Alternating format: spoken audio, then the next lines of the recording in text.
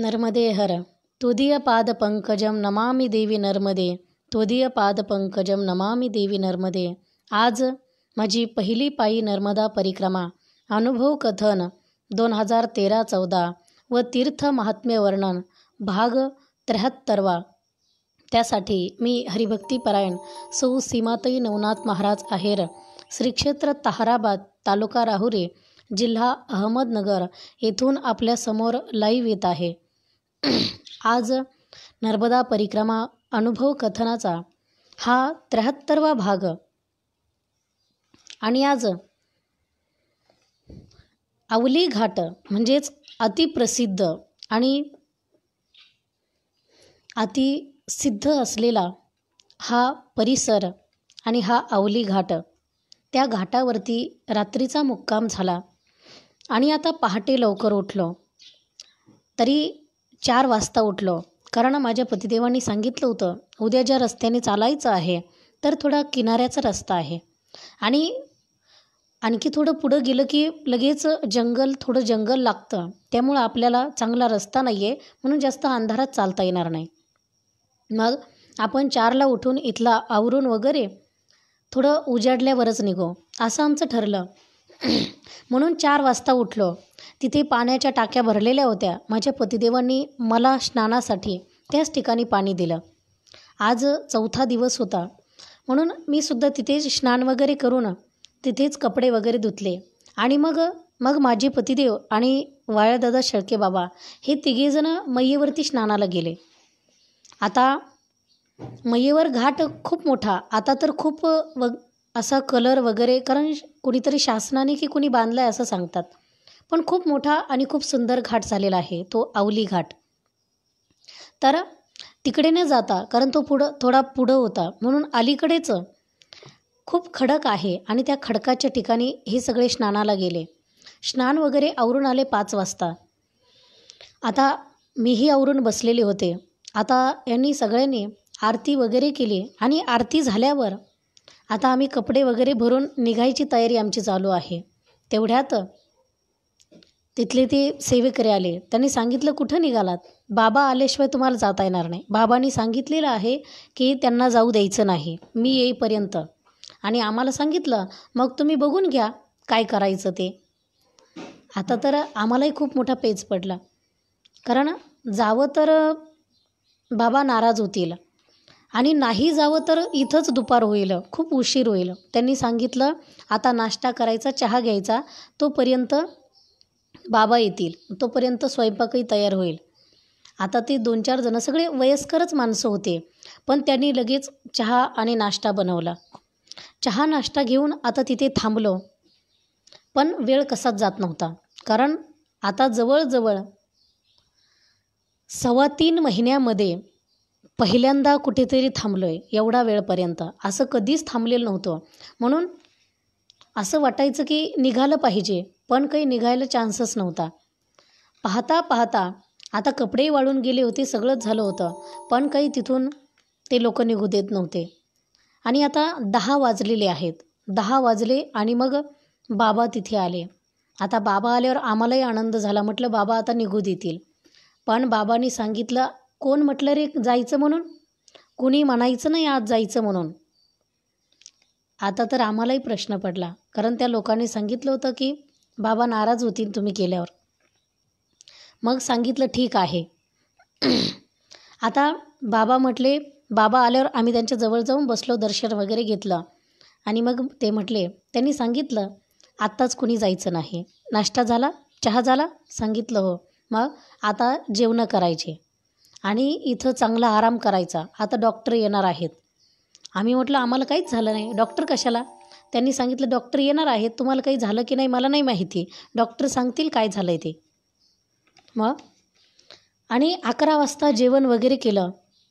जेवण झाल्यावर आता 11:30-12च्या दरम्यान खरोखर डॉक्टर आले.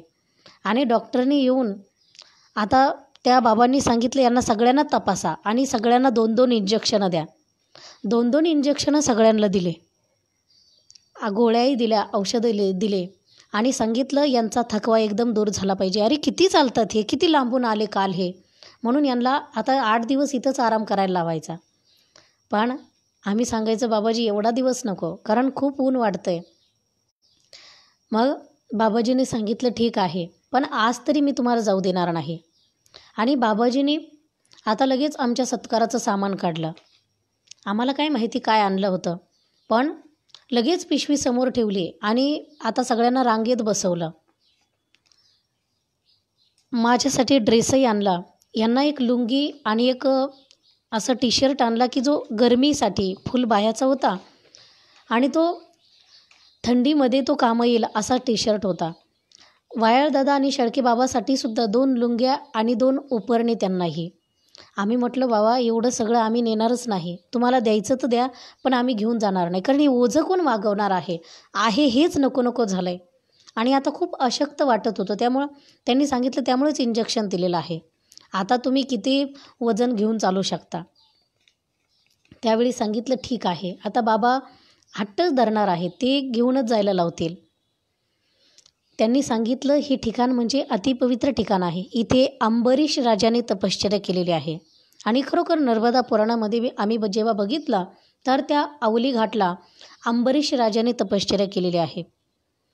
आणि त्या अवली घाटला आणखी एक असं आहे की त्या ठिकाणी पूर्वी काही गवळ्याची मुलं होते, म्हणजे गायी चारणारे, तर त्यांनी आवळ्याचं शिवलिंग बनवलं आणि त्याची पूजा केली म्हणून सांगतात. त्यामुळे सुद्धा त्या अवली घाटचं नाव अवली पडलं, आवळ्याचं शिवलिंग केल्यामुळे.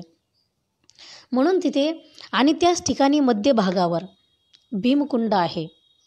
आणखी त्या ठिकाणी सांगतात की त्या भीमाने नर्मदा मैयाला सांगितलं होतं की माझ्याशी लग्न कर, आणि नर्मदा मैयाने सुद्धा सांगितलं की माझा प्रवाह अडवून दाखव. म्हणून असं सांगतात, नर्मदा पुराणामध्ये सुद्धा वर्णन आहे, भीमाने त्यावेळी विंध्याचल पर्वतामधून मोठे मोठे असे दगड आणले होते की ते दगडं तिथे आणून त्याने बांध घालायचा होता त्याला मैयामध्ये. पण ते ठिकाण आता कुठंतरी आहे असं आपल्याला कधीतरी बघायला भेटेल, कुठे ऐकायला भेटेल, पण ते असे खिळ्याच्या आकाराचे दगड आहेत. जसे आपण खिळे असे ठेवतो ना, तर तशा आकाराची ती दगडं आहेत. पण तो बांध पूर्ण घालू शकला नाही, अर्धा घातला आणि एका रात्रीत त्याला घालायला सांगितला होता, पण एका रात्रीमध्ये त्याच्याच्याने बांध घालणं झालं नाही. म्हणून आता भीम हारला. म्हणून भीमाने असा विचार केला की आता हा बांध मी खिळ्याचा म्हणजे दगडांचा बांध घालू शकलो नाही ना, आता मी हातानेच तिचा प्रवाह अडवतो. म्हणून असे आडवे हात लावले तर मैया त्याच्या डोक्यावरून फिरली, म्हणजे आता भीम दादा बुडाला. तर त्या ठिकाणी भीमकुंड आहे, म्हणजे ते अवली घाटलाच आहे. आणि त्या ठिकाणी आता दुपारही झाली. बाबांनी सांगितलं आता सगळ्यांनी झोपायचं निवांत. आता आम्हाला कशाचे झोपा येतात, पहाटे किती दमलो दिवसभर, तरी पहाटे 3ला म्हणजे 3ला उठतोय आणि आता झोप कशी येणार, आम्हाला सगळा पुढचा प्रवास दिसतोय. पण बाबा काही ऐकत नव्हते. अख्खा दिवस तिथेच गेला आणि संध्याकाळच्या वेळी बाबांनी सांगितलं आता सगळ्यांनी दिवे सोडायला चला. मग आता सगळेजण आम्हाला मैयेला घेऊन गेले. ते आता मैयेच्या किनाऱ्यावरती तिथे त्या खडकामध्ये मी बाजूला एका खडकावरती बसले आणि यांनी सगळ्यांनी दिवस मावळता असता मैयेमध्ये दिवे सोडले, कारण दीपदानाचं खूप पुण्य असतं आणि खूप महत्त्व सांगितलेलं आहे नर्मदा मैयामध्ये. म्हणून त्यांनी सगळ्यांनी दिवे सोडले. मग तिथे मैयेची आरती आणि त्यांना आवडती म्हणून तसं पंढरीनाथाची आरती, मौली ज्ञानेश्वर महाराज, तुकाराम महाराज, कारण आज महाराष्ट्रात आल्यासारखंच वाटायचं. एवढ्या सगळ्या आरत्या वगैरे आणि हे सगळं झाल्यावर मग संध्याकाळी अंधार पडल्यावर मग आश्रमात आलो. तिथे आल्यावर आता पुन्हा बाबा आमच्या जवळच बसलेले. बाबांनी लगेच स्वयंपाक बनवायला सांगितला. आम्ही म्हटलं अजून दुपारचंच आमचं पोटात तसंच आहे, कारण इतकं खायची आम्हाला सवय नाही आणि खाल्लं कधी तर चालायचं खूप, आता कामही काही नाही खायचं खूप असं झालं. मग बाबांना सांगितलं नाही आता काही जेवण वगैरे काहीच नको आहे, पण बाबा कुठे ऐकणार आहे, त्यांचं चालूच आहे. मग रात्री थोडं जेवण केलं, पण बाबा आम्हाला सोडतच नव्हते. एवढे आमच्या जवळच बसलेले समोर काही ना काही गप्पा सांगत राहायचे. आणि कारण त्यांनी खूप साधनाही केलेली होती, मग त्यांचं ते अनुभवही ते सांगत राहायचे. असेही आमचं बरंच रात्रीचे 10-10:30 वाजले. मग त्यांनी सांगितलं, आता आराम करा. आमचा तो दिवस तिथं गेला. म्हणजे आम्ही डबल मुक्काम अजून कुठंच केला नव्हता घरून निघाल्यापासून. तर हा पहिल्यांदा डबल मुक्काम झाला आणि तो खूप म्हणजे असं वाटू लागत होतं की आपले भगवान पंढरीनाथ, रुक्मिणी आई साहेब, माऊली ज्ञानेश्वर महाराज, तुकाराम महाराज हे सगळं मंदिरं आणि हे सगळे देव तिथं बघायला मिळाले. म्हणून असं वाटत होतं आपण आपल्या माहेरीच आलेलो आहोत. इथे थांबायला काहीच हरकत नाही आणि तेवढं प्रेमही तिथे होतं. म्हणून तोही मुक्काम तिथे झाला आणि आता पुन्हा दुसऱ्या दिवशी पहाटे उठलो. आता 3लाच उठलो आणि 3ला उठल्यावर प्रातःविधी आटोपून आता सगळेजण मैयाला स्नानाला गेलो. मैयेवरती स्नानाला गेल्यावर आता चौघे स्नानाला गेलेलो आहे. मैयेचं स्नान वगैरे करून आलो आणि आल्यावर आता आज सोमवार आहे. आता सोमवारचा उपवास आहे, त्यामुळं आता बाबाही आग्रह करणार नाहीत थांबा म्हणून आणि काही जेवायला बनवतो म्हणून. म्हणून आम्ही आमचं आवरून आरती पूजा आवरली आणि आता निघायची पुन्हा आमची तयारी चालू आहे. बाबा पुन्हा आले. बाबा म्हटले, जायचंच म्हणता का? माझ्या पतिदेवांनी सांगितलं, हो जावंच लागणार आहे. कारण ऊन खूप वाढलं ना की मग चालायला नको नको होईल आणि दुपारचं तर चालावंसंच वाटत नाही, चालवतच नाही. त्यांनी सांगितलं, ठीक आहे आवरा मग तुमचं. आम्ही आवरलं. तोपर्यंत त्यांनी लगेच तिकडे बटाट्याची चटणी बनवायला सांगितली फराळासाठी. आम्ही सांगितलं कशाला हे सगळं, पण त्यांनी सांगितलं नाही, तुम्ही विठ्ठल रुक्मिणी आहात, ज्ञानेश्वर महाराज आहात, तुकाराम महाराज आहात, तुम्हा सगळ्यांना मी तसं कसं जाऊ देणार. मग पुन्हा चहा, पुन्हा फराळ थोडं थोडं केलं आणि आता 8 वाजता तिथून निघालो. आम्ही निघालो पण आमच्यासोबत बाबाही निघाले. बाबा म्हटले, मी तुम्हाला वाटं लावायला येतो. आमच्यासोबत गप्पा मारत मारत मारत इतक्या लांब, आता जवळजवळ ते 2 किलोमीटर आम्हाला सोडवायला.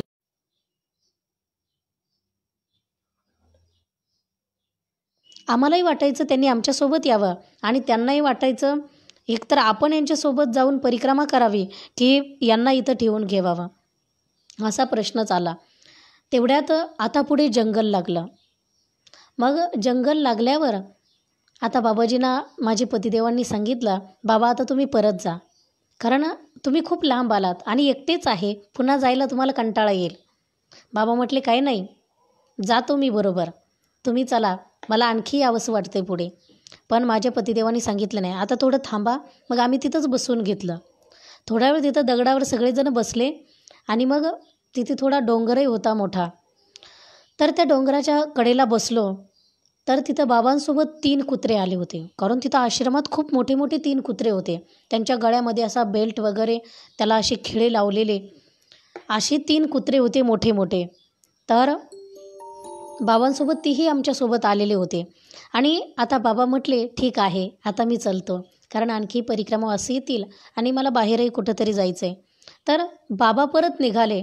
नर्मदे हर, नर्मदे हर, पुंडलिकवर दार असं म्हणत जय जयकार करीत बाबाजी परत पाठीमागे निघून गेले. बाबाजी पाठीमागे गेले, पण त्यांच्यासोबत जे 3 कुत्रे आले होते, तर 3 कुत्र्यामध्ये 2 कुत्रेच बाबांसोबत गेले. 1 कुत्रं आमच्याजवळच राहिलं. मग आम्ही त्याच्याकडे पाहिलंच नाही. नर्मदे हर म्हणून आम्ही पुढे चालायला लागलो आणि नंतर सहज मागं बघितलं तर कुत्रं आपल्यासोबत आलं. मग माझे पतिदेव त्याला हाड म्हणून त्याला पाठीमागे हाकलून देऊ लागले, कारण त्यांना असं वाटलं की बाबांचं कुत्रं आहे, हे जर आपल्यासोबत आलं तर बाबा तिकडेच पाहत बसतील. म्हणून त्याला आम्ही हाकलून देऊ लागलो पाठीमागे. बराच लांबपर्यंत त्याच्या पाठीमागे जायचं, पण ते काही मागे जात नव्हतं. ते तिथेच असं गोल गोल फिरायचं, इकडून आणलं की इकडं, इकडून आकललं की इकडून, असं जायचं ते. मग काही कळेना, आम्हाला वाटलं चढ जाईल कंटाळून. मग आम्ही पुढं गेलो. तर पुढे एक अर्धा किलोमीटरवरती एक नदी लागली, ती म्हणजे इंद्रावती नदी. आणि ती एक अगोदर एक गाव लागलं, ते ग्वाडी म्हणून गाव, आणि त्या गाव पार केल्यावरच ती नदी लागली इंद्रावती. तिला इंधनासुद्धा म्हणतात. अशी ती इंद्रावती नदी, ती नदी आम्ही पाण्यातून पार करत होतो. आता आम्हाला वाटलं या कुत्र्याला पार करता येणार नाही, हे बरोबर मागे जाईल. आता आम्हाला वाटायचं त्यांनी परत जावं म्हणून. मग आम्ही आमचं पाण्यातून नर्मदे हर म्हणत पुढे निघालो. तर त्या ठिकाणी आणखी 2 परिक्रमा असे आम्हाला दिसले. ते मध्य प्रदेशचेच होते, नेमावरच्या आसपासचेच होते. तर त्यामधला एक जण जो होता तो तरुण मुलगा होता. 25 वर्षे वयाचा असेल, तर तो हूं हूं हूं हूं हूं हूं असा करीत चालत होता. आणि तसंच त्याने पळत पळत ती असलेली ती इंद्रावती पार केली आणि वरती चढून डोंगराने लगेच पळू लागला. तर ते दुसरे परिक्रमावासी होते. माझ्या पतिदेवांनी त्यांना विचारलं की हे का पळत आहेत? त्या परिक्रमावासींनी सांगितलं, अरे तो मुका मुलगा आहे, त्याला बोलता येत नाही आणि आता त्याच्या मामाचं गाव जवळ आलं आहे. म्हणजे त्याने त्याच्या मामाच्या गावातून परिक्रमा सुरू केली होती. ती गाव म्हणजे हंडिया आहे आणि हंडिया जवळ आलेला आहे, म्हणून त्याला घाई झालेली आहे. त्याला असं वाटतं कधी हे सगळं मी पार करून पुढे जाईल आणि कधी मामाच्या गावाला जाईल, अशी त्याला आशा आहे, म्हणून तो पळतो आहे. माझ्या पतिदेवाने विचारलं, हा मुका आहे आणि पूर्ण परिक्रमा केली? सांगितलं, हो. काही अडचण नाही आली? त्या माणसाने सांगितलं, नाही. मैया तर होतीच, पण मी सुद्धा होतो अधूनमधून लक्ष द्यायला, त्यामुळे काही अडचण आली नाही. आणि तो खूप हुशार होता, म्हणून मुका हसूनसुद्धा त्याने परिक्रमा केली. खूप आनंद वाटला ती ऐकल्यावर. आणि मग ते पुढे निघून गेले आणि आता आम्ही चालू लागलो. तर पुढे नदी पार करून गेल्यावर आता मध्ये छोटे छोटे गाव लागायचे, पण आता मैयाचा किनारा थोडा सुटला होता, म्हणजे थोडं वरून वरून चालत होतो. तर वरती एक घोगरा म्हणून गाव लागलं. ते 8 किलोमीटर अंतरावरती त्या ग्वाडीपासून. त्याच्यापुढे 3 किलोमीटर अंतरावर एक पथोडा म्हणून गाव लागलं आणि त्याच्यानंतर 4 किलोमीटर अंतरावर बाबरी म्हणून घाट लागला. ते गावही आहे आणि ते बाबरी घाट म्हणजे पलीकडूनसुद्धा बाबरी घाट आहे. आम्ही तिकडून आलेलो होतो आणि आता इकडूनही त्याच्या समोर आलेलो आहोत, म्हणून आम्हालाही तिथे ते बघितल्यावर आनंद वाटला. आणि ते आता त्या बाबरीपासूनही पुढे निघालो. पण आता भूक लागलेली होती, म्हणजे सोमवारचा उपवास होता आणि थोडं थोडं फराळ सकाळी केलेलं होतं, पण किती वेळ राहणार? आता जवळजवळ 20 किलोमीटर चालून झालेलं आहे. तर निघालो पुढे. तर पुढे चंदालकुटी म्हणजे चांदगड, तिथे अन्नक्षेत्र आहे, मैयाच्या किनाऱ्यावरतीच आहे, ते ठिकाण लागलं. पण आता सोमवारच्या उपवासाचं आश्रमात काय आहे आणि काय भेटणार आहे? बनवलं काही तरच ठीक आहे. म्हणून तिथे फक्त चहा वगैरे घेतला आणि पुढे निघालो. तर पुढे जात असता पुढे एक 4 किलोमीटर अंतरावर एक बिलाडिया म्हणून गाव लागलं. आता ते गाव पार केलं आणि पुढे चालू लागलो. तर आता दुपार झालेली आहे, 2 वाजलेले असावे. अशावेळी आता खूपच व्याकुळ झाल्यासारखं वाटू लागलं, कारण ऊन खूप कडक पडलेलं होतं आणि उपवास. आता चौघे चालत होतो एकामागे एक, पण सगळी रखरख असा मातीचा रस्ता. आणि चालता चालता त्या गावाच्या पुढे निघाल्यावर अशा काही वस्त्या लागल्या, म्हणजे घरं. तर एक उजव्या हाताला एक घर होतं आणि तिथे एक बाबा दिसले, लुंगीवाले बाबा दिसले. म्हणून माझ्या पतिदेवांना म्हटलं, अहो त्यांना नर्मदेहर म्हणून विचारून बघा ना, चहा भेटेल का म्हणून. ते गृहस्थीच होते, पण आम्हाला वाटलं की यांच्याकडे काहीतरी चांगली भावना असेल, म्हणून माझे पतिदेव त्यांना म्हटले, बाबा नर्मदेहर चाय मिलेगी? ते म्हटला, चाय? कोण जात की हो? कोणत्या जातीचे आहात विचारल्यावर माझ्या पतिदेवांना सुद्धा थोडं खटकलं. आणि जाऊ द्या, जात विचारतोय ना, चहाच नको, त्याला पुढचं कशाला बसायचं सांगत.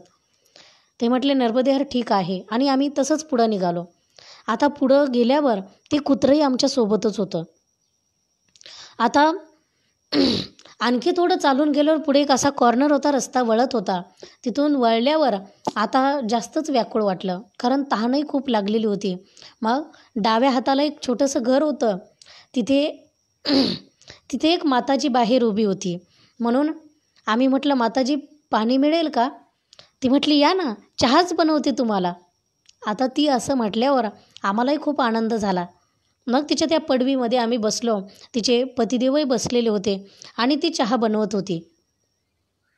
आता आमच्या अशा गप्पा चालल्या परिक्रमेबद्दल. तर तिने सांगितलं, बाबाजी मी सुद्धा परिक्रमा केलेली आहे, पण मी अशी परिक्रमा केली, मी 2 वर्ष सलग गेले. पण एका वर्षी, पहिल्या वर्षी परिक्रमेला गेले ना, तर मी आमरकंटकला गेले आणि आमरकंटकवरून पायी पायी थेट समुद्रापर्यंत गेले. समुद्र नावेतून पार केला आणि पलीकडच्या बाजूने मिठी तलाईपासून थेट अमरकंटकपर्यंत मी गाडीनं गेले आणि तिथं परिक्रमा अमरकंटकला पूर्ण केली. पण दुसऱ्या वर्षी मी असं केलं, अमरकंटकपासून परत समुद्रापर्यंत मी गाडीने गेले आणि तिकडचा तट मी पायी केला. असं मी परिक्रमा केली. माझे पतिदेवांनी सांगितलं, अरे हे तर खूपच छान, म्हणजे एका वर्षी एक तट पायी करायचा आणि दुसऱ्या वर्षी दुसरा तट पायी करायचा. तुम्ही चांगली परिक्रमा केली. मग त्यांनी चहा वगैरे दिला. पण ते कुत्रंही आमच्या जवळ येऊन बसलं. ते आम्हाला असं खिटून खिटून बसायचं दोघांनाही. आणि मग आता ते बसलेलं होतं, त्यालाही बिचारायला काहीच खायला नव्हतं. मग त्या माताजीने सांगितलं, माझ्याकडे आमच्या घरी रोटी आहे, देऊ का, चालेल का? माझ्या पतिदेवांनी सांगितलं हो. मग त्या माताजीने त्याला एक रोटी दिली आणि त्यांनी ती रोटी आमच्याजवळ बसूनच तिथं खाल्ली. जेवण, आता त्याचं जेवण झाल्यावर आम्ही चहा घेतलेला होता. आता आम्ही तिथून निघालो आणि आता पुढे त्या भिलाडियाच्या पुढे एक कुंडा म्हणून गाव लागलं. आणि आता ते कुंडा गाव झाल्यावर छोटंसंच गाव होतं किनाऱ्यावरती. आता पुढे गेल्यावर एक हमीदपूर म्हणून लागलं. ते 3 किलोमीटर अंतरावरती. आणि तिथून पुढे आता त्या हमीदपूरपासून 8 किलोमीटर अंतरावरती गोदा गाव आहे. तर त्या गोदा गावला जात असता एक नदीमध्ये लागली. ती नदी म्हणजे गंजाल नदी. आता ती गंजाल नदी आता इथपर्यंत जाता जाता आता दिवस थोडा राहिला होता, म्हणजे 5 वाजलेले असावे, 5-5:30 वाजलेले असावे. म्हणून आम्ही ती नदी आता पाण्यातून पार करतो आहोत. खूप शेतातली लोक आता घरी चाललेले आहेत, तर सगळे त्या रस्त्याने जात आहेत. कुठून पार करायची आम्हालाही कळत नव्हतं. पण आता सॉक्स बुटं काढून घ्यावे लागले आणि ती नदी पाण्यातून पार केली. गुडघ्यापेक्षाही जास्त पाणी होतं.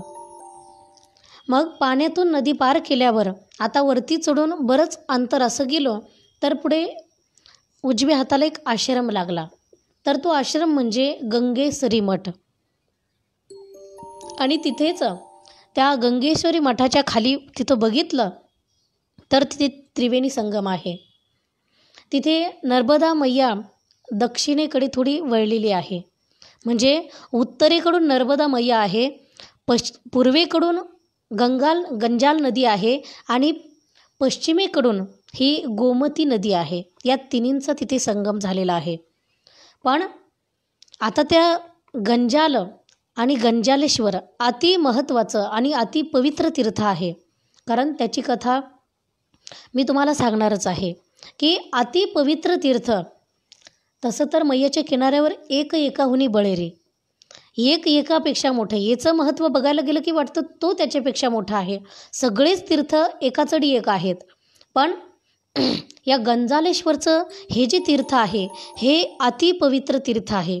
ह्याची कथा नर्मदा पुराणामध्ये अशी सांगितली जाते की ज्यावेळी चंद्रवंशामध्ये कन्याकुमारीचा राजा चक्रवर्ती सम्राट हरिकेश नावाचा राजा होता आणि त्याची कन्यापूर नावाची राजधानी होती. आणि त्रिपुराच्या जवळ श्रीशैलम, जे 12 ज्योतिर्लिंगापैकी आहे, श्रीशैलमपासून निघालेली तुंगभद्रा नदी, ती पुढे मल्लिकार्जुनाजवळ आल्यावर तिला पाताळगंगा म्हणतात. मल्लिकार्जुनपासून पुढे तिला पाताळगंगा म्हणतात. तर तीच तुंगभद्रा. आणि ते पाताळगंगेच्या किनाऱ्यावरती सूर्यग्रहण असताना त्या चक्रवर्ती सम्राट हरिकेशाने ठरवलं की आता दान करायचं. म्हणून त्याने दान करण्यासाठी त्याने जवळजवळ 1,00,000 गायी दान केल्या ब्राह्मणांना आणि 1,00,000 गायी दान करून 1,000 मोहरा दान केल्या. असं ज्यावेळी केलं त्यावेळी ब्राह्मणाकडून त्याने यागही करून घेतला आणि त्याने स्वतःसुद्धा आहवनीय अग्नीत रौद्र मंत्र आग्नेयिष्टी केली. म्हणजे जो आहवनी अग्नी आहे पाताळामध्ये, तो अग्नीला त्याने त्याची इष्टी केल्याबरोबर तो अग्नी प्रकट झाला. आणि जसा तो अग्नी प्रकट झाला तसा तो पाताळातून पृथ्वी फोडून बाहेर आला. जसा बाहेर आला ना तसा त्या अग्नीच्या ज्वाळामुळे 1,000 ब्रह्मचारी जळून मेले आणि 1,00,000 गायी जळून मेल्या. आता एवढं सगळं जळालेलं दिसल्यावर राजाने ते बघितलं आणि राजा भयंकर दुःखी झाला. आता राजाला काहीच कळत नाही. राजासुद्धा त्या अग्नीकडे जाऊ लागला. राजाने ठरवलं आपलं तरी जगून काय व्हायचं आहे, आपण सुद्धा मरायचं. एवढं मोठं पाप लागलं आहे, आता कुठं पेडणार. म्हणून राजा अग्नीत प्रवेश करायला निघाला तर ब्राह्मणांनी त्याला अडवलं. राजा, अरे आत्महत्या केल्याने किंवा मरण पत्करल्याने पाप किंवा कर्म संपत नसतं.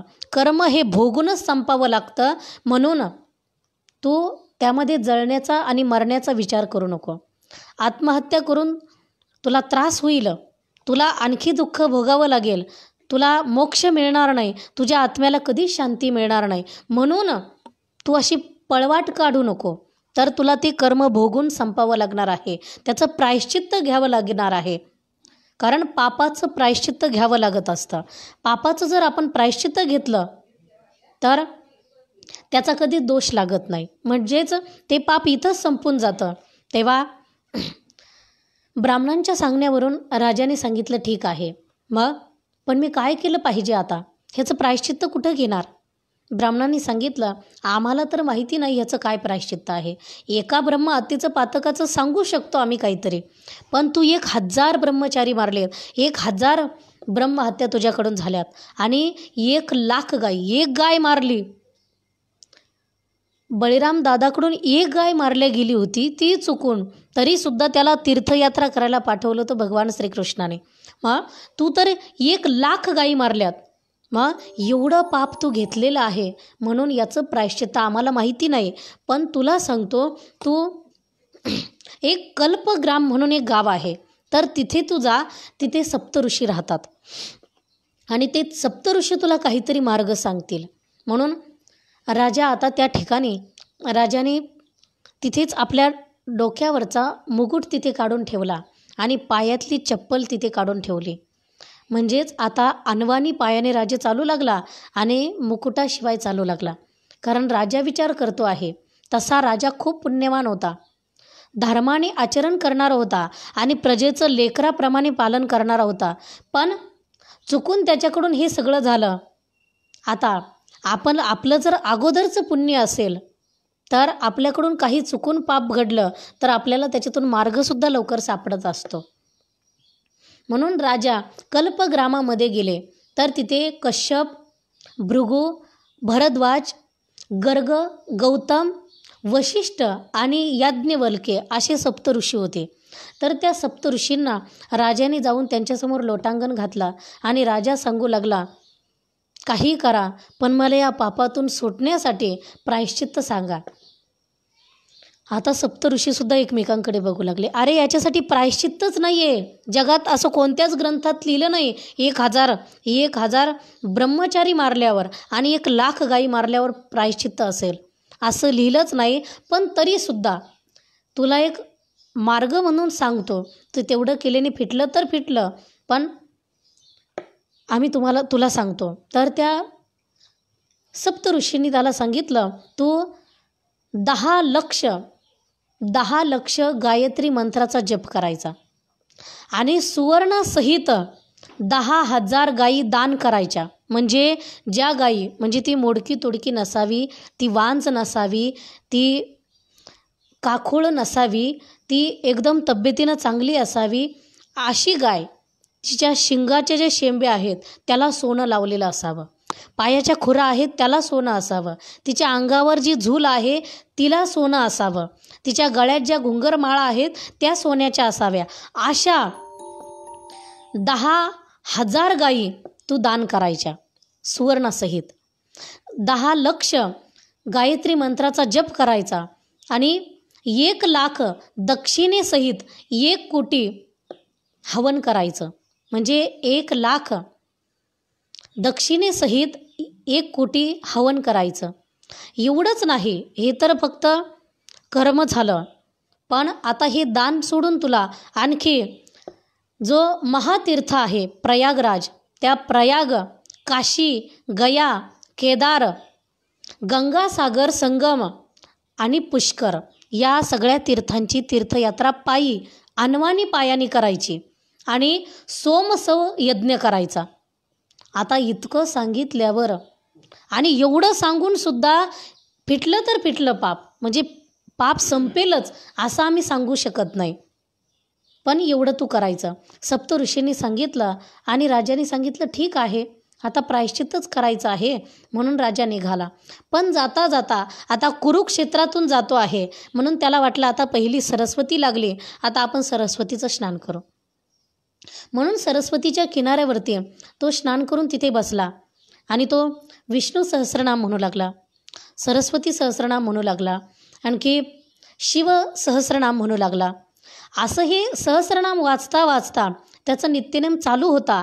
तेवढ्यात सरस्वती नदीला म्हणजे सरस्वती मातेलाच त्या राजाची दया आली. कारण राजा खूप पुण्यवान होता आणि तो सार्वभौम राजा होता, चक्रवर्ती सम्राट.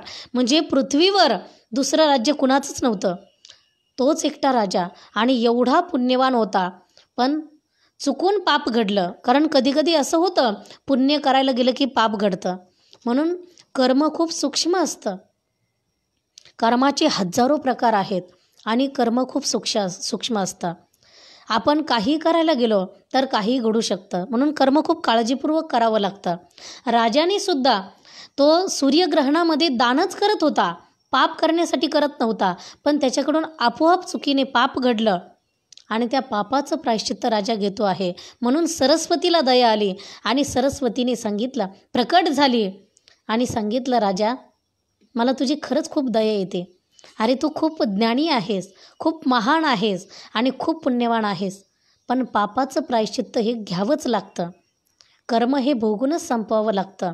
म्हणून तू तर एवढं सगळं तुला ऋषी मुनींनी सांगितलं आहे, पण मला नाही वाटत की तू कधी एवढं करून ह्या पापातून मुक्त होशील म्हणून. कारण ह्या कोणत्याच तीर्थामध्ये असं लिहिलेलं नाही की 1000 ब्रह्मचारी मारल्याचं पाप इथे फिटतं आहे आणि 1,00,000 गायी मारल्याचं पाप इथं फिटतं आहे, असं कोणत्याच तीर्थाला लिहिलेलं नाही. आणि तू माझ्या तीरावरती बसून ही सगळी साधना करतोय, मी सुद्धा ह्याच्यासाठी समर्थ नाही आहे. ह्याच्यात भारतात असं कोणतंच तीर्थ नाही की ते तुला सोडविल. ह्याच्यामध्ये तुला वाटत असेल तर गंगा पवित्र असेल तर गंगासुद्धा तुला सोडवू शकत नाही. अरे राजा म्हटला, माते मग तूच सांग ना, मला कोण सोडवू शकेल? त्यावेळी सरस्वती मातेने सांगितलं, जगातलं कोणतंच तीर्थ सोडू शकत नाही किंवा मी सोडू शकत नाही किंवा गंगा सोडू शकत नाही. तुला ह्याच्यातून सोडवण्यासाठी एकमेव नदी आहे, ती म्हणजे भगवान शंकराची शिवपुत्री नर्मदा मैया. नर्मदेचं नाव सांगितलं आणि राजाच्या डोळ्यात अश्रू आले. कारण अरे म्हणतात ना, एका स्त्रीचं मोठेपण दुसऱ्या स्त्रीला सहन होत नाही, पण ती शेवटी नदीच आहे, ती सरस्वती आहे की तिने नर्मदा मैयेचं मोठेपण सांगितलं. आणि राजा तुला कोणत्याच तीर्थाला जायची गरज नाही, तू इथून मागे जा आणि जिथे त्या जळलेल्या ब्राह्मणांच्या अस्थी पडलेल्या आहेत, ज्या गायीच्या अस्थी पडलेल्या आहेत, त्या सगळ्या गोळा करून इथं आण त्या नर्मदा मैयेच्या किनाऱ्यावरती. तुला सांगते तिथे गंजाल नदीचा तिथे संगम आहे, गोमतीचा संगम आहे, त्या ठिकाणी आणून त्या अस्थी तिथं विसर्जन कर. आणि राजाने खरोखर परत तिथून मागे फिरला आणि जिथे म्हणजेच त्या श्रीशैलमच्या ठिकाणी जी तुंगभद्रा आहे आणि तुंगभद्राच्या पुढे जो मल्लिकार्जुन 12 ज्योतिर्लिंगापैकी त्या मल्लिकार्जुनापासून जी निघते पाताळगंगा, त्या पाताळगंगेच्या त्या पर्वताच्या पूर्वेस श्रीमान नावाचं वन आहे.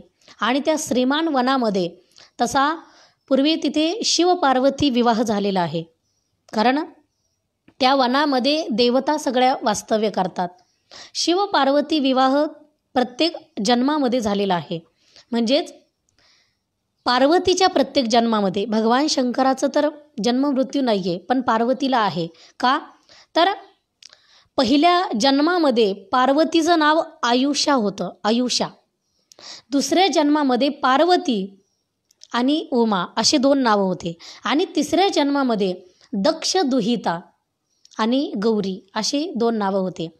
कारण पार्वतीचे अनेक जन्म झालेले आहेत.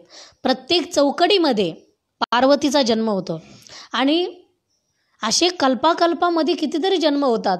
पण जेव्हा पार्वतीचा अंत होतो म्हणजे पार्वती जेव्हा देह ठेवते किंवा देह संपवते, कारण ज्यावेळी दक्षाच्या यज्ञामध्ये ती दग्ध झाली होती तेव्हा भगवान शंकराने तिच्या शरीराचे 52 भाग केले, तर ते 52 शक्तिपीठ झाले. म्हणून असे जे प्रत्येक जन्मामध्ये पार्वती अशी संपते, तेव्हा तिची जी डोक्याची जी कवटी म्हणतो आपण, तर तिचं जे मस्तक आहे ते भगवान शंकर आपल्या गळ्यामध्ये बांधतात. तर सगळ्या गळ्यामध्ये सगळ्या मुंडमाळा जी दिसते भगवान शंकराच्या, ती पार्वतीची आहे. कारण देवी भागवतामध्ये असं वर्णन आलेलं आहे, ज्यावेळी नारद महर्षी पार्वती मातेकडे आले आणि नारद महर्षीने पार्वती मातेला विचारलं की तुमचं भगवान शंकरावर इतकं प्रेम आहे की तुम्ही प्रत्येक जन्मामध्ये त्यांच्यासोबत लग्न का करता? दुसरा एखादा श्रीमंत बघायचा. पार्वती मातेने सांगितलं नाही, आमच्या दोघांचा जन्म त्याच्यासाठी आहे, एकमेकांसाठी. आणि त्यांनी जन्म घेतला तो माझ्यासाठी, तेही तपश्चर्या करतात. मीही जन्म घेते, तपश्चर्या करते आणि त्यांच्यासोबत लग्न करते. पण नारद महर्षीने इथे थोडं भांडण लावायचं ठरवलं.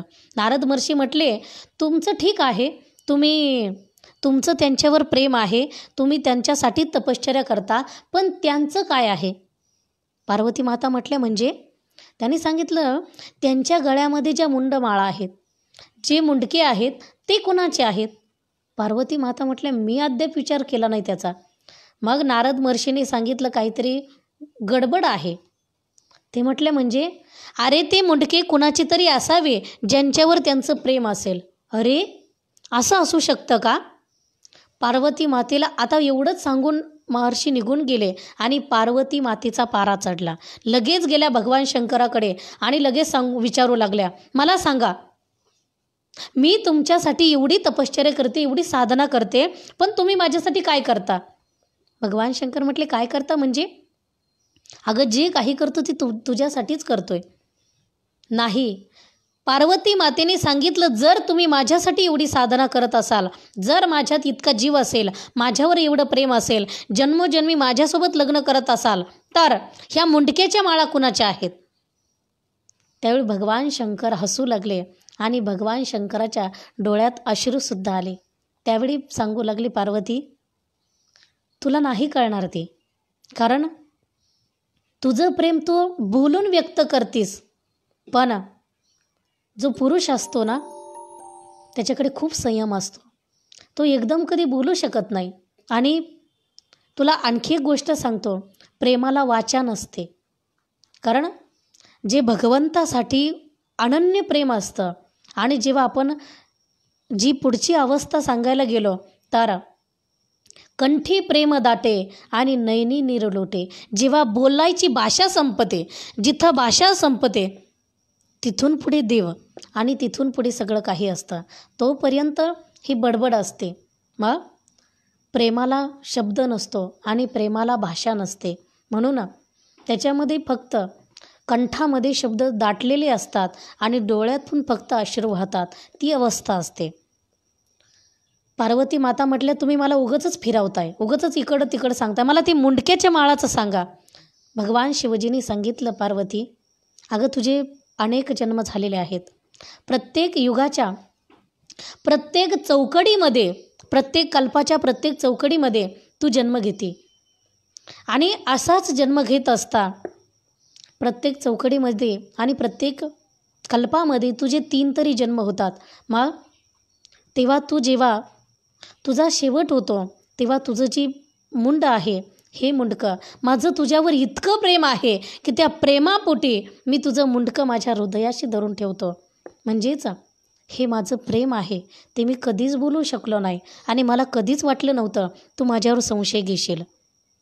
पार्वती माता, त्यावेळी पार्वती मातेच्या डोळ्यात पाणी आलं आणि पार्वती मातेच्या ध्यानात आलं की मी मरते, मी काही वेळ यांना माझा विरह सहन करावा लागतो.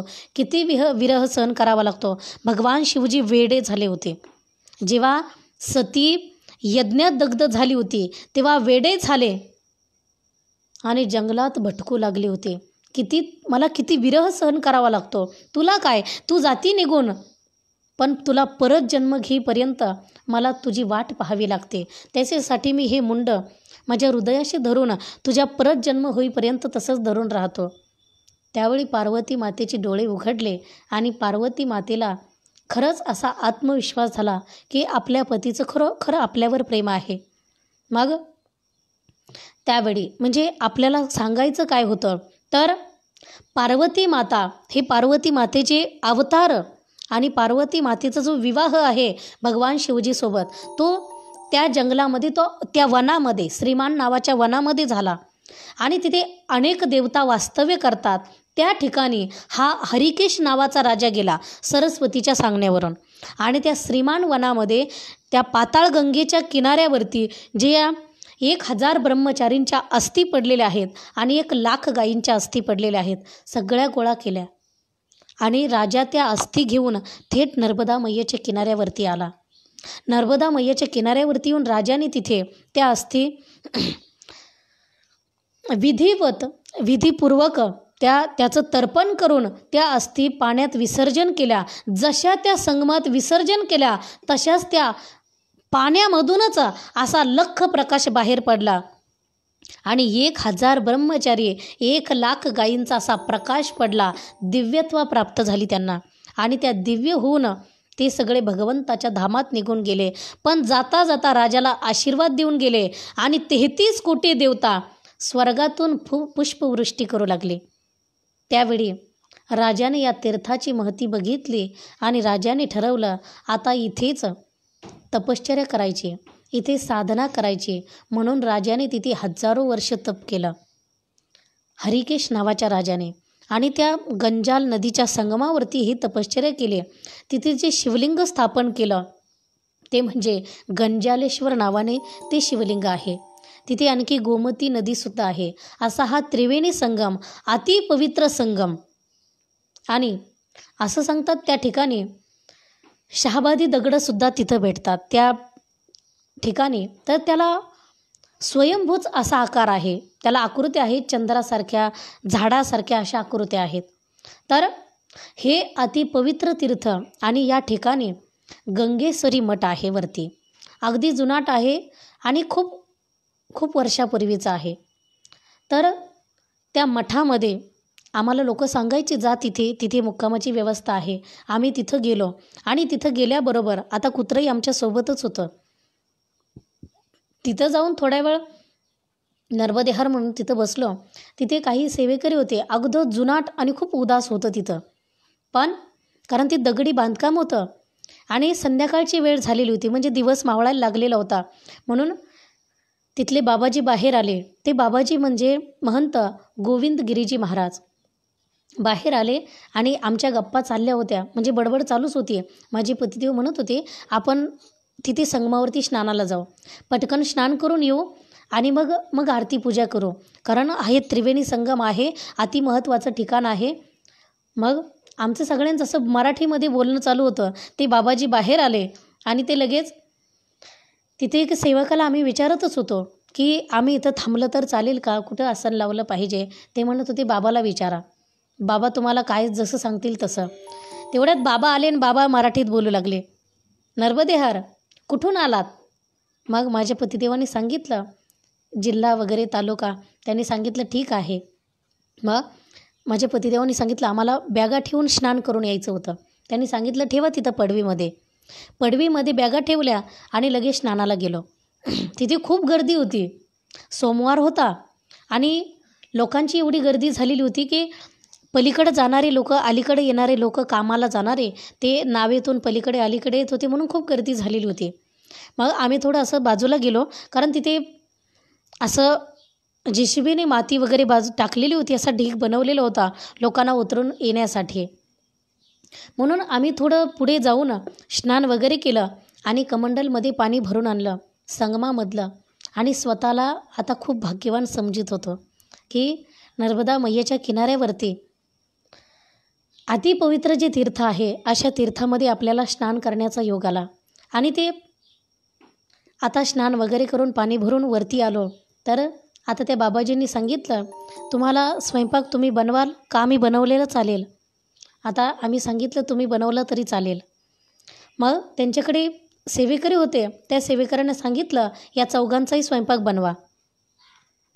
आणि त्या ठिकाणी काहीतरी कार्यक्रम झालेला होता संगमावरती, म्हणून तिथे बुंदी आणि पुऱ्याही होत्या. तर बाबांनी सांगितलं ही धरा तुम्हाला थोडं थोडं. आणि नंतर त्यांनी खिचडी भात काहीतरी बनवलं. आमची तोपर्यंत आरती पूजा झाली. आरती पूजा झाल्यावर बाबांचा स्वभाव असा दिसायचा त्यांच्या चेहऱ्यावर की खूप रागीट असावे, खूप कडक स्वभाव असावा. पण बाबा आमची आरती झाल्यावर आमच्यासमोर येऊन बसले आणि आम्हाला म्हटले, काय तुम्ही दोघंही परिक्रमेला कसं काय आले? मग सांगितलं त्यांना थोडीशी माहिती आहे. तर त्यांनी सांगितलं आता तुम्ही एक काम करा, आता काही इथून जायचा विचार करू नका, आता तुम्ही इथंच थांबा. आम्ही सांगितलं नाही नाही परिक्रमा पूर्ण करायची. ते म्हटले मग परिक्रमा पूर्ण करून या, परिक्रमा पूर्ण होईल तुमची 7-8 दिवसात, ती झाली की परत इथं या. माझ्या पतिदेवांनी सांगितलं नाही, घरचे वाट पाहतात, कारण घरून आम्हाला खूप नेहमी फोन येत असतात. आम्ही बळचच आलो होतो, सगळ्यांचा विरोध होता तरीसुद्धा आलो होतो. त्यांनी सांगितलं अरे घरच्यांचं काय विचार करता, घरचे म्हणजे काय असतं? अरे एक दिवस जो एकटा आला तो त्याला एकट्यालाच जावं लागतं, ही सगळी माया असते. आणि या मायेला काय धरून बसलात तुम्ही? ते तुम्हाला आपण जोपर्यंत चांगले आहोत तेव्हा जग आपल्याला चांगलं असतं. आपल्याकडून थोडी चूक झाली ना, कुणी कुणाला माफ करत नसतं. किंवा आपल्याकडे दरिद्री आली ते आपला सख्खा भाऊ आणि सख्खे पाहुणेसुद्धा आपल्यापासून लांब जात असतात, आमचा कुणी नाही म्हणत असतात. मग जन हे सुखाचे दिल्या घेतल्याचे. मग तुम्ही त्या मायेत काय अडकलात, त्यांचा काय विचार करता? इथं थांबा, तुम्ही परिक्रमा पूर्ण करून इथं या, हा आश्रमच तुमच्या नावावर करून देतो. आम्ही म्हटलं नाही नाही आम्हाला हे जमणार नाही. पण बाबाजी तसं बोलत होते आणि तेवढं त्यांच्या वाणीमध्ये तप होतं. ते महाराष्ट्रीयन असावे, आम्ही त्यांना विचारलं नाही, पण त्यांच्या भाषेवरून असं वाटत होतं की अमरावती या भागाचे असावे ते. म्हणून आता बाबाजी एवढे गप्पा मारत होते की एवढा वेळ निघून गेला आम्हाला काही कळलंच नाही. 8-8:30 वाजले. मग खिचडी भात तयार झाला आणि मग बाबाजींनी आम्हाला काही बुंदी दिली अशा मोठ्या टोकरीमध्ये, पुऱ्याही दिल्या आणि तो खिचडी भात. आम्ही मस्त सगळेजण जेवलो. आणि जेवण झाल्यावर बाबाजींनी सांगितलं आता इथे पडवीत जमेल ना, की थंडी लागते. कारण ते उंचावर होतं, पण बाजूने अशा भिंती होत्या, डोक्या इतक्या कमरा इतक्या भिंती होत्या, त्यामुळे जास्त काही थंडी लागत नव्हती. बाबाजींनी सांगितलं ठीक आहे इथे आराम करा. मग बाबाजी म्हटले आता उद्या इथं थांबणार ना? माझे पतिदेवांनी सांगितलं नाही, आम्हाला परिक्रमा पूर्ण करणं खूप महत्त्वाचं वाटतं आहे आणि परिक्रमा पूर्ण होणं खूप गरजेचं असतं. म्हणून त्यांनी सांगितलं ठीक आहे. मग माझ्या पतिदेवांनी विचारलं आम्ही पहाटे जर मैयाला स्नानाला गेलो तर काही अडचण नाही ना? त्यांनी सांगितलं काहीच नाही, खूप लोक येतात इथे स्नानाला, तुम्ही जाऊ शकता सकाळी. आणि पहाटे किती लवकर गेला तरी काहीच अडचण नाही, कारण तिथे घाट वगैरे नव्हता, असा मातीचा रस्ता होता आणि दोन्ही बाजूने येड्या बाबळी होत्या. म्हणून विचारलं होतं, तर त्यांनी सांगितलं काहीच अडचण नाही, तुम्ही जाऊ शकता आणि खूप महत्त्वाचं तीर्थ आहे. पण त्यावेळी एवढा आग्रह धरूनसुद्धा आम्ही तिथे थांबलो नाही आणि कधीसुद्धा तिथे जाणं झालं नाही. पण अति महत्त्वाचं तीर्थ आहे, गेलात कधी तर नक्की जा आणि नक्की तिथे स्नान करण्याचा प्रयत्न करा. कारण भारतात कुठे असे तीर्थ भेटणार नाही, ते नर्मदा मैयाच्या किनाऱ्यावरती भेटतील. म्हणून अशा पवित्र ठिकाणी जेवण वगैरे झालं, म्हणजे सोमवारचा उपवास सोडला. जेवण झाल्यावर आता आरती पूजाही झालेली होती तिथेच पडवीमध्ये आम्ही, कारण पडवी म्हणजे काही पत्र्याची नव्हती, तर ते सगळं दगडी बांधकाम होतं, दगडाचेच खांब होते आणि वरतीसुद्धा असे मोठे मोठे दगडानेच ते सगळं बनवलेलं होतं. म्हणून तिथे थंडी एवढी लागत नव्हती. मग आम्ही त्याच ठिकाणी आता आसनही लावलेलं होतं. आसन तरी काय आहे, तर आसन हे मी मुद्दामून सांगते की आपण जे आसन लावलेलं असतं, आपण जे अंथरूण टाकलेलं असतं, त्या अंथरुणाला कुणी लाथ लावू शकत नाही, कुणी उठसुद्धा म्हणू शकत नाही. किती मोठा महात्माला तरी म्हणू शकणार नाही हे बाजूला घे म्हणून इथून उठ, असं म्हणू शकत नाही. म्हणून ते आसन असतं आणि ते सिद्ध आसन झालेलं असतं, आपण जे झोपतो जे बसतो ते, म्हणून त्याला आसन म्हणायचं. आणि त्या आसनावरती आता आम्ही सगळेजण आपापल्या आसनावरती बसून एकमेकांना नर्मदेहर म्हटलो. पण माझ्या पतिदेवांनी सांगितलं आता उद्या आपण अंदाजे 4 वाजता उठू शकतो, जास्त लवकर उठूनही काही गरज नाही, कारण जास्त लवकर उठलो तर पुढे चालायला चांगला रस्ता नाही आहे. म्हणून 4 वाजता उठून आवरून उजाडताना इथून निघू. म्हणून आता याच ठिकाणी माझे पतिदेव आम्ही सगळेच एकमेकांना नर्मदे हर म्हणून आता याच ठिकाणी विश्रामाच्या दिशेने गेलो. म्हणून इथेच थांबते. नर्मदे हर.